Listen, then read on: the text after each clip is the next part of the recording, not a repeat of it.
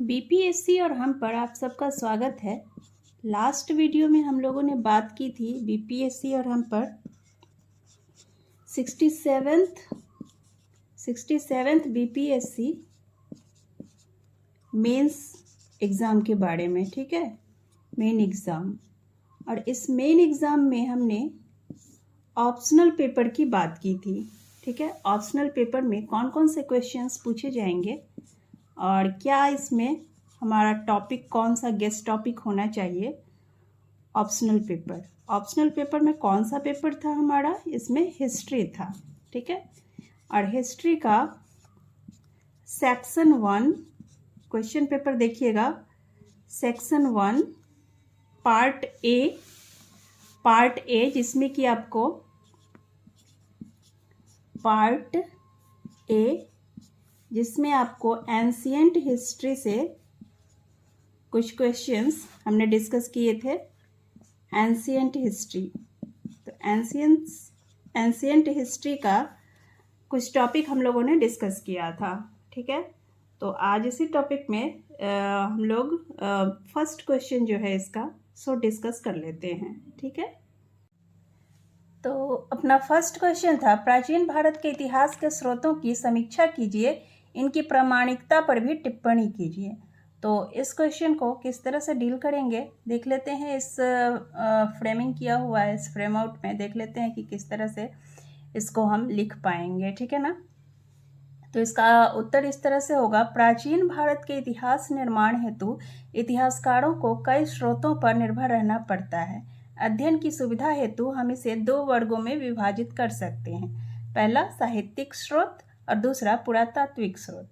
अब चूंकि 2 वर्गों में विभाजित कर दिया, ठीक है, अब किसी भी क्वेश्चन के आंसर में हमें उसके जो भी उसकी डीलिंग होती है उसके साथ साथ कुछ मैप या कुछ भी जो भी उसका आरेख वगैरह होता है वो देना ज़रूरी होता है, जिससे हमारे मार्क्स बढ़ जाते हैं।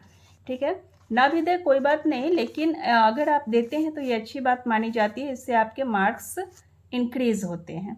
तो यहाँ मैंने एक आरेख बना दिया है प्राचीन भारतीय इतिहास के स्रोत, साहित्यिक स्रोत और पुरातात्विक स्रोत। ठीक है, साहित्यिक स्रोत को भी फिर 2 भागों में बांटा गया है, धार्मिक साहित्यिक स्रोत और दूसरा है धर्मनिरपेक्ष साहित्यिक स्रोत। अब धार्मिक साहित्यिक स्रोत में भी 3 पार्ट हो जाते हैं। पहला है बौद्ध साहित्य, दूसरा पहला हो जाएगा ब्राह्मण साहित्य, दूसरा हो जाएगा बौद्ध साहित्य और तीसरा हो जाएगा जैन साहित्य। अब इस बौद्ध साहित्य को फिर से 2 पार्ट में बांट दिया गया है, जिसमें पहला है आपका पाली में रचित बौद्ध ग्रंथ और दूसरा हो जाएगा संस्कृत में रचित बौद्ध ग्रंथ। ठीक है, फिर यहाँ पुरातात्विक स्रोत की तरफ चलते हैं। तो पुरातात्विक स्रोत में हम देख लेते हैं, पुरातात्विक स्रोत को फिर से 4 पार्ट्स में डिवाइड किया गया है। साहित्यिक स्रोत का ये धार्मिक साहित्य हो गया और साहित्यिक स्रोत का धर्मनिरपेक्ष साहित्य को भी फिर से 2 पार्ट में बांटा गया है, कल्पना प्रधान लोक साहित्य और जीवन चरित्र एवं अन्य ग्रंथ से संबंधित साहित्य, और दूसरे हो गए विदेशी यात्रियों के वृत्तांत। तो इस तरह से साहित्यिक स्रोत का हो गया फ्रेमिंग, और ये पुरातात्विक स्रोत का जो है इसमें फिर 4 पार्ट्स हो जाएंगे। पुरातात्विक स्रोतों में क्या क्या मिलते हैं उत्खनन करने के बाद, मतलब कि खुदाई करने के बाद अभिलेख मिलते हैं, स्मारक मिलते हैं, मुद्राएं मिलती है, कलाकृतियां एवं बर्तन मिलते हैं। तो इस तरह से हो जाएगा पुरातात्विक स्रोत का ये चारों पार्ट। ठीक है, यहाँ पे साहित्यिक स्रोत का फिर जो ये विदेशी यात्रियों के वृत्तांत हैं इसको फिर से 4 पार्ट्स में डिवाइड कर लिया गया है, ये छूट गया था उस समय। ठीक है, तो यूनानी यात्रियों के वृत्तांत, फिर हो जाएगा चीनी यात्रियों के वृत्तांत, तिब्बती यात्रियों के वृत्तांत और मुसलमानी यात्रियों के वृत्तांत। ये 4 तरह के यात्री आए थे, यूनानी, चीनी, तिब्बती और मुसलमानी।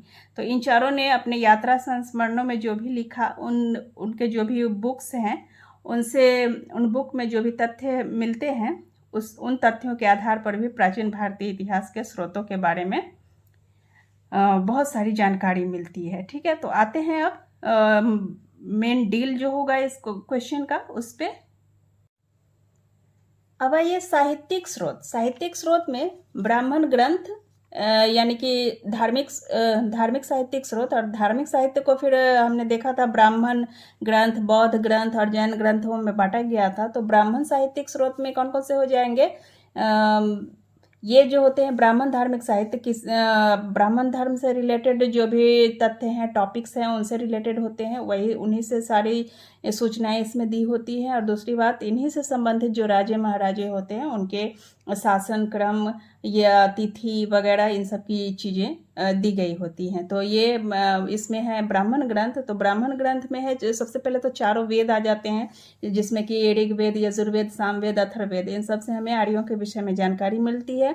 इसी प्रकार अन्य ब्राह्मण ग्रंथ जैसे आरण्यक, स्मृति, उपनिषद, वेदांग, महाकाव्य इत्यादि भी तत्कालीन इतिहास निर्माण के उत्तम स्रोत है। उपनिषदों से भारतीय दर्शन व बिंबिसार के पूर्व के इतिहास का विवरण प्राप्त होता है। महाकाव्य ध्यान दीजिएगा, दो है महाकाव्य, रामायण एवं महाभारत। तो महाकाव्यों में हालांकि भारत की तत्कालीन स्थितियों का रुचिकर संग्रह हुआ है, परंतु यहाँ पे कॉमा छूट गया था। इन सब चीज़ों को ध्यान में रखना है कि कॉमा न छूटे, कहीं पे हाइफन देना है तो वो न छूटे, ठीक है, और पूर्ण विराम न छूटे, ये सब चीज़ें नहीं छूटना चाहिए। परंतु राजनीतिक घटनाओं के क्रमबद्ध इतिहास के रूप में ये उतने संतोषजनक नहीं है। इसी प्रकार पुराणों में कहीं कहीं पर अतिशयोक्तिपूर्ण एवं भ्रामक वर्णन है। किस लिए कहा गया है? क्योंकि इसमें काफ़ी बढ़ा चढ़ा कर बातें लिखी गई है राजाओं और महाराजाओं के बारे में, या फिर किसी भी घटना के बारे में, ठीक है। पुराणों में कहीं कहीं पर अतिशयोक्तिपूर्ण एवं भ्रामक वर्णन है, परंतु उनमें इतनी अधिक सामग्री है कि उनकी उपेक्षा नहीं की जा सकती। अब इसमें चीज़ें तो बहुत ज़्यादा हैं और बढ़ा चढ़ा करके कही गई हैं, लेकिन फिर भी ज़्यादा तथ्य मिल रहे हैं, ज़्यादा फैक्ट्स मिल रहे हैं, तो इन सबको इग्नोर नहीं किया जा सकता, और इसलिए पुराणों को भी इतिहास निर्माण के एक स्रोत के रूप में यूज कर लिया जाता है, ठीक है। नेक्स्ट पे चलते हैं, बौद्ध धार्मिक साहित्य। बौद्ध धार्मिक साहित्य कौन कौन से हो गए? इनमें सबसे पहले तो आता है अभि, सुत्त और विनय, त्रिपिटक सबसे पहले आता है। तो त्रिपिटक कौन कौन है? अभि मतलब कि अभिधम्म पिटक, सुत्त पिटक और विनय पिटक, 3 पिटक हैं, ठीक है, त्रिपिटक। और उसके बाद हो गए जातक एवं अन्य बौद्ध ग्रंथ आते हैं। विनय पिटक में भिक्षुओं के लिए नियम दिए गए हैं, सुत्त में उपदेश और विनय पिटक में उपदेशों का थोड़ी सी गड़बड़ हो गई यहाँ पे। विनय पिटक में भिक्षुओं के लिए नियम, सुत्त में उपदेश, और अभि पिटक में ये सब चीज़ें ध्यान में रखना है। थोड़ा मुझसे गड़बड़ हो गई। अभि पिटक में उपदेशों का सार संग्रह है। बुद्ध के उपदेशों की भाषा पाली है, जिससे यह पता चलता है कि तत्कालीन समाज में आम जन की भाषा पाली थी, ठीक है, आम जन की भाषा पाली थी। और जातक कथाओं में बुद्ध के पूर्व जन्मों का विवरण है, जो 549 कथाओं के रूप में है। अन्य बौद्ध ग्रंथों में मिलिंद पन्नो, ठीक है, मिलिंद पन्नों में मिनेंडर के समय की सामाजिक और धार्मिक स्थिति के विषय में जानकारी उपलब्ध होती है। इसी प्रकार दीपवंश व महावंश से मौर्य काल के विभिन्न पहलुओं पर प्रकाश पड़ता है। इन सब ग्रंथों की रचना पाली में की गई है। और संस्कृत में लिखित बौद्ध साहित्य है दिव्यावदान, मंजूश्री मूलकल्प और ललित विस्तार। ध्यान दीजिएगा, बौद्ध साहित्य को भी फिर से 2 पार्ट में डिवाइड किया गया है। पहला तो पाली में लिखित और दूसरा था संस्कृत में लिखित, ठीक है। तो पाली में लिखित तो इससे पहले जो भी दीपवंश, महावंश, जातक कथाएं, अभि, सुत्त, विनय, इन सब की चर्चा हुई है, वे सब है पाली में लिखित। और यहाँ पे संस्कृत में लिखित बौद्ध साहित्य है दिव्यावदान, मंजूश्री मूलकल्प और ललित विस्तार, ठीक है। जैन धार्मिक साहित्य में आपको आ गए कौन कौन से है? भद्रबाहु चरित का परिशिष्ट पर्व, पुण्याश्रव कथा कोश, लोक विभाग आदि इनमें प्रमुख है। जैन साहित्यों से तत्कालीन भारत के राजतंत्रों एवं गणतंत्रों पर व्यापक प्रकाश पड़ता है।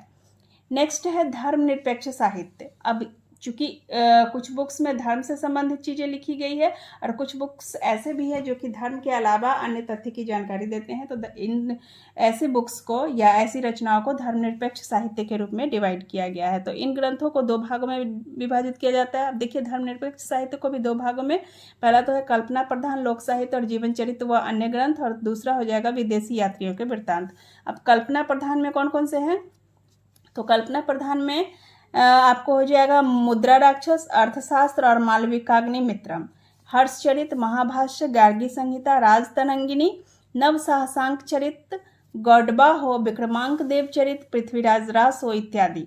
ये सब विभिन्न कालखंडों में विभिन्न राजवंशों के शासन प्रशासन युद्ध, विजयों, विदेशी आक्रमणों, राजनीति, कूटनीति इत्यादि की विस्तृत जानकारी देते हैं। तो ये सब हो गए कल्पना प्रधान। कल्पना प्रधान क्यों कहा गया है? क्योंकि ये अपने मन से सोच करके लिखे गए हैं और इनमें काफ़ी बढ़ा चढ़ा करके बातें लिखी गई हैं। ठीक है, अब ये नेक्स्ट है विदेशी यात्रियों के वृत्तांत। विदेशी यात्रियों के वृत्तांत, जो भी विदेशी यात्री आए थे हमारे देश में भ्रमण करने, या फिर जैसे कि ह्वेनसांग आया था विद्या अध्ययन करने के लिए, बौद्ध साहित्यों का संग्रह करने के लिए, तो इस तरह के जो भी विदेशी यात्री आए थे, तो उन सब ने जो भी अपने वृत्तांत लिखे, जो भी अपनी बुक्स लिखी, तो उन सब में देख लेते हैं कौन कौन से हैं। अनेक विदेशी यात्रियों ने समय समय पर भारत की यात्रा की, वो अपने संस्मरण लिखे। यद्यपि विदेशी यात्रियों के अनेक संस्मरण उपलब्ध नहीं है तथा किंवदंतियों से प्रभावित होने के कारण कहीं कहीं पूर्णतया प्रमाणिक नहीं है। अब कई सारे ऐसे बुक्स हैं जो कि अभी वर्तमान में उपलब्ध नहीं है, जैसे कि मेगास्थनीज की इंडिका हो गई, वह अभी हमारे पास उपलब्ध नहीं है। तो उसके कुछ पन्ने जो हैं, जो यूनानी लेखकों के दूसरी बुक्स में मिल जाते हैं, उसके उदाहरण जो भी उसमें लिखा गया है वो सब टॉपिक उसमें मिल जाता है। तो उससे हम ये पता लगा पाते हैं कि इंडिका में मेगास्थनीज ने क्या लिखा था तत्कालीन भारत की सामाजिक, आर्थिक और राजनीतिक स्थिति के बारे में। ठीक है, तो यहाँ हो गया। नेक्स्ट है इसमें जिन विषयों पर भारतीय साक्ष्य मौन हैं उन पर ये विशिष्ट जानकारी देते हैं। कौन? ये विदेशी यात्रियों के विवरण। इनमें यूनानी, चीनी, मुसलमान या तिब्बती यात्रियों के वृत्तांत आते हैं। यूनानी यात्रियों में हो गए हेरोडोटस ने 5वीं शताब्दी ईस्वी में भारतीय सीमा प्रांत व हखमी साम्राज्य के मध्य संपर्क पर प्रकाश डाला है। इसी तरह से आगे आते हैं नियार्कस, ओनेसिक्रिटस और एरिस्टोब्यूलस इत्यादि ने सिकंदर के भारत आक्रमण के विषय में लिखा है। मेगास्थनीज की इंडिका के कुछ उद्धरण जो एरियन, स्ट्रेबो और जस्टिन आदि की रचनाओं में मिलते हैं, इनमें चंद्रगुप्त मौर्य के दरबार की राजनीति एवं अन्य तथ्य मिलते हैं। अन्य किंवदंतियों, अन्य उदाहरणों में टॉलमी का भूगोल और प्लिनी की नेचुरल हिस्ट्री आदि पुस्तकों के नाम लिए जा सकते हैं। ठीक है, तो ये हो गया। आगे है चीनी लेखकों के वृत्तांत। तो चीनी लेखकों में सुमाचीन, फाहियान ह्वेनसांग और आगे है इत्सिंग इत्यादि ने भारत के रीति रिवाजों, राजनीतिक स्थिति व शिक्षा के विषय में विशेष रूप से लिखा है। तिब्बती लेखकों में लामा तारानाथ का कंग्यूर व तंग्यूर का भी विशिष्ट ऐतिहासिक महत्व। इस्लाम धर्म, अब चूंकि मुसलमानी लेखकों के भी है, तो इसको मैंने इसलिए यहाँ पे इसको देना जरूरी नहीं है। ये ध्यान दीजिएगा, ये एक कंप्लीट आंसर नहीं है, ये एक जस्ट एक फ्रेमिंग है और काफ़ी मैंने बड़ा लिखा है, इसलिए कि अगर आप बड़ा लिखते हैं या बड़ा पढ़ते हैं तभी आप वहाँ पे लिख पाओगे, क्योंकि वहाँ पे आपको मोस्टली 5 पेज में ही लिखना होता है। 5 पेज इट मीन्स 500 से 600 वर्ड्स। ठीक है, तो उतना ही लिखना है। तो पहले तो हमारा प्रैक्टिस होगा तो उसमें बड़ा ही होगा और उसके बाद हम एकदम टू द पॉइंट और एकदम एग्जैक्ट लिमिट में, वर्ड्स लिमिट में लिखेंगे। अभी फ़िलहाल बड़ा होता है, होने दो, चूँकि हम ज़्यादा पढ़ेंगे तभी कम लिख पाएंगे। लेकिन अगर हमने कम से ही शुरुआत कर दी तो हम वहाँ पे बहुत ही कम लिख करके आएंगे, जो कि हमारे लिए नुकसानदायक होगा। तो यहाँ पे मैंने इस्लाम धर्म, मतलब इस्लामी यात्रियों का भी ले लिया है, मुसलमान यात्रियों का। ध्यान दीजिएगा, इस्लाम का उदय मध्य युग के प्रारंभ के समय में होता है, तो यह सवाल ही नहीं उठता है कि मुसलमानी यात्रियों ने कुछ भी प्राचीन भारत के इतिहास के विषय में लिखा होगा। तो इन्होंने जो भी लिखा है मध्यकालीन भारतीय इतिहास के बारे में इनके लेखनी से जानकारी मिलती है।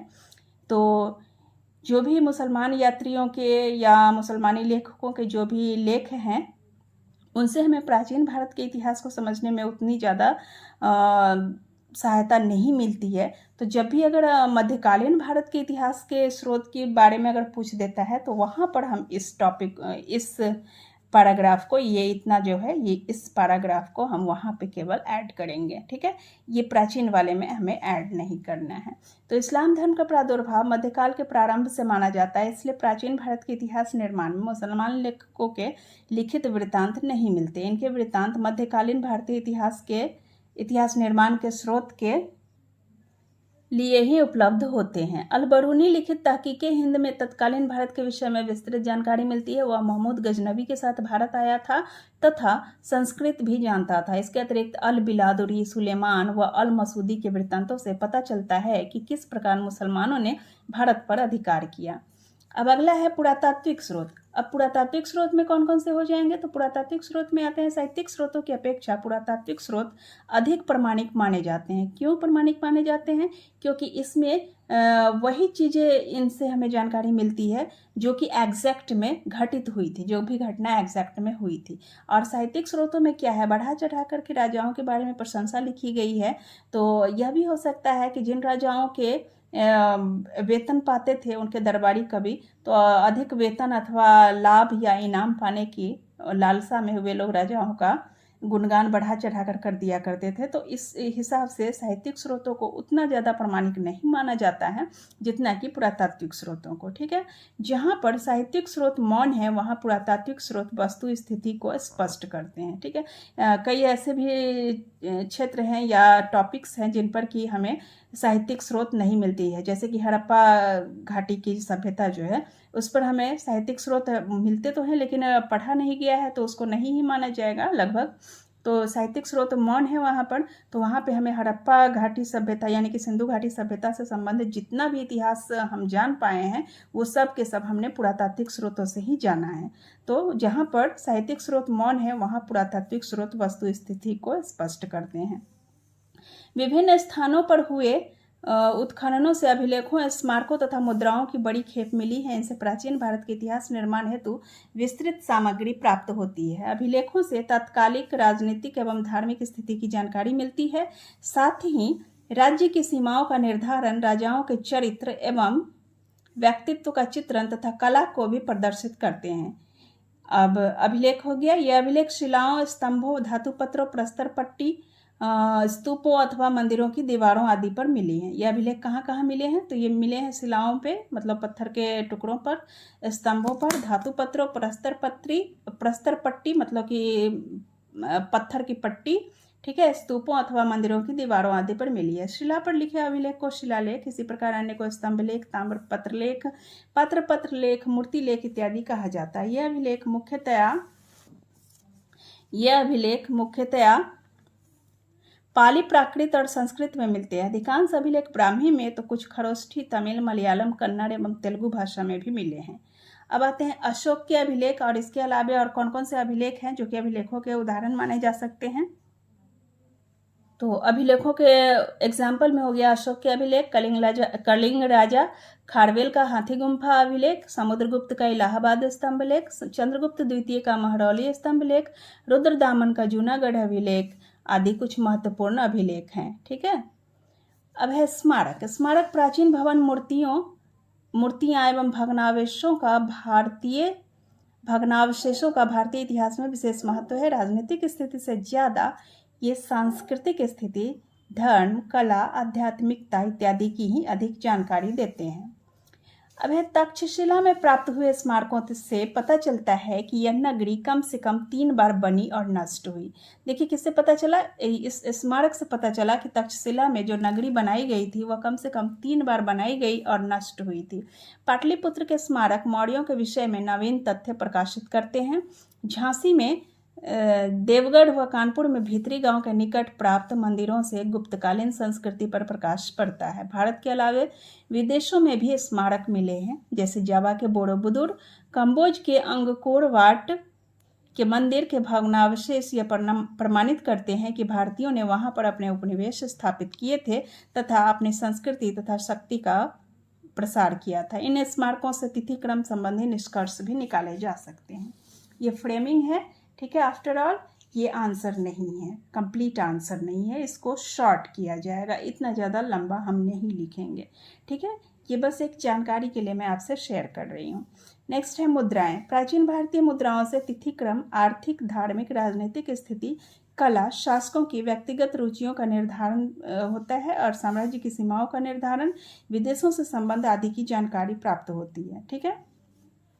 अब क्वेश्चन में क्या था, हमारा क्वेश्चन जो था वो था कि प्राचीन भारत के इतिहास के स्रोतों की समीक्षा कीजिए इनकी प्रामाणिकता पर भी टिप्पणी कीजिए। अब स्रोत तो हो गए हमारे, अब इसमें प्रामाणिकता लिखना है। प्रामाणिकता मतलब कि जो भी स्रोत हमारे पास उपलब्ध हैं वे प्रामाणिक है या नहीं, उस पे हमें लिखना है। तो स्रोतों की प्रामाणिकता, तो स्रोतों की प्रामाणिकता में स्टार्ट करेंगे, एक इस तरह से हम लिख देंगे और उसके बाद अंडरलाइन करके यहाँ से शुरू करेंगे। इस प्रामाणिकता को भी हम मतलब कि बुलेट्स में क्या कहते हैं उसको, नंबर करके 2 3 4 नंबर में नंबरिंग करके उस तरह से लिख देंगे, ठीक है। तो ये हो जाएगा। किसी भी स्रोत की प्रामाणिकता अनेक कारकों पर निर्भर करता है, जैसे कि स्रोत किस काल के हैं, कितने निष्पक्ष हैं, इसको जानने वाला इतिहासकार कितना निष्पक्ष है आदि, ठीक है। तो ये सब हो जाएगा स्रोतों की प्रामाणिकता के लिए, इन सब चीज़ों पर ध्यान देना जरूरी होता है, ठीक है। दूसरा पॉइंट इसमें हो जाएगा, सबको पॉइंट आउट करके लिख दिया है इसमें। तो दूसरा पॉइंट हो जाएगा, पुरातात्विक स्रोत साहित्यिक स्रोत से अधिक प्रामाणिक माने जाते हैं। पुरातात्विक स्रोत, अब जैसा कि पहले भी बताया है, साहित्यिक स्रोत से अधिक प्रामाणिक माने जाते हैं क्योंकि उनमें कवि की परिकल्पना अथवा लेखक की कल्पना शक्ति का अभाव होता है। नेक्स्ट है, जहाँ पर साहित्यिक स्रोत मौन है वहाँ पुरातात्विक स्रोत वस्तु स्थिति को स्पष्ट करते हैं। चौथा हो जाएगा, अभिलेखों की प्रामाणिकता के विषय में वीए स्मिथ लिखते हैं कि प्राचीन भारतीय इतिहास पर प्रकाश डालने वाले स्रोतों में सर्वाधिक महत्व के एवं प्रमाणिक स्रोत अभिलेख हैं, क्योंकि अभिलेख समकालीन होते हैं। अभिलेख जिस काल के हैं उसी काल में लिखे जाते हैं, ठीक है। ऐसा नहीं होगा कि अशोक के काल का अभिलेख गुप्त काल में लिखा गया, ऐसा नहीं होगा, ठीक है। निष्कर्षतः हम कह सकते हैं कि उपरोक्त विभिन्न स्रोतों से प्राचीन भारतीय इतिहास की जानकारी मिलती है। स्रोतों की प्रामाणिकता इस बात पर निर्भर करती है कि हम उसका उपयोग कितना निष्पक्ष होकर करते हैं। तो इस तरह से हमारा आंसर हो गया फाइनलाइज। तो इस तरह से इसको लिख लेंगे, ठीक है। आपसे वीडियो अगर आपको पसंद आई हो तो प्लीज़ वीडियो को अपने दोस्तों के साथ शेयर कीजिए, लाइक कीजिए, कमेंट कीजिए और अपने दोस्तों के साथ शेयर करके साथ ही सब्सक्राइब करके मुझे मोटिवेट कीजिए। तो चलिए मिलते हैं फिर से नेक्स्ट वीडियो में, तब तक के लिए देखते रहिए बीपीएससी और हमको। धन्यवाद।